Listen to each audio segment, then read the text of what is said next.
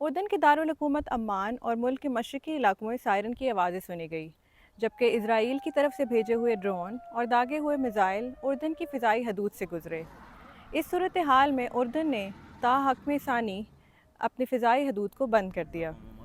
Royal military of Jordan کا کہنا ہے کہ انہوں نے اپنی فضائی حدود میں اسرائیل کے بھیجے ہوئے ڈرون اور میزائلز کو روکنے کی کوشش کی۔